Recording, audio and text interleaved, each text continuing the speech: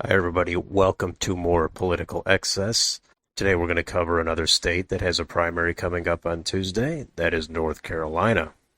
They have a lot of races in the House, of course. I can't go over each one of these. You'll have to go through, find the ones you're most interested in, of course, on Wikipedia or Ballotpedia or on Predictit or whatever else you use. But the ones I'm going to cover here are the competitive races in the Republican primary in the 1st District. Republicans have a competitive race going there. That's an open seat. There's several other retirements and open seats, but the main race I think to watch in the primary here is in the 11th District, where first-term Republican Madison Cawthorn, he's had some news out lately of him that is, I suppose, unfavorable. So his primary challenger has been rising in the polls, and there could be a last-minute upset there. That would be a big story if that happened.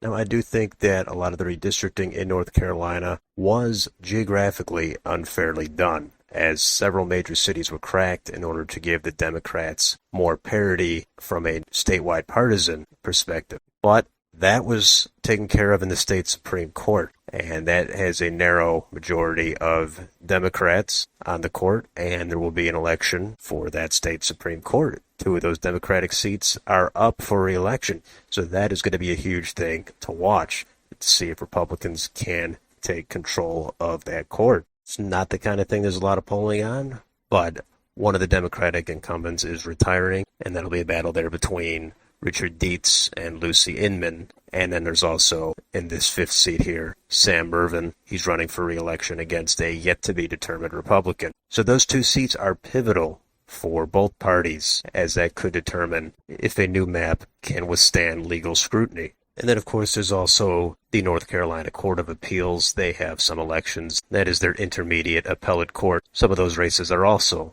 just as important. There's more seats there. They're less high profile, but you can take a look at those if you'd like. And finally, since there is no governor's election in North Carolina this year, the U.S. Senate, that has a fairly high profile race. It's an open seat, and the primaries are going to be probably not very exciting, as the Republicans have Ted Budd, who appears to have surged pretty much in the polls.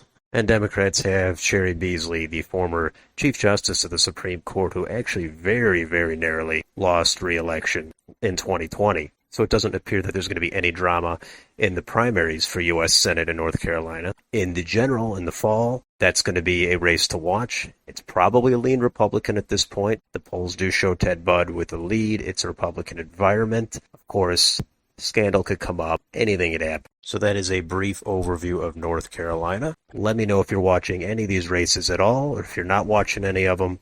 Thank you for watching. If you enjoy this content, please like, share, and subscribe down below. And I'll see you on the next video.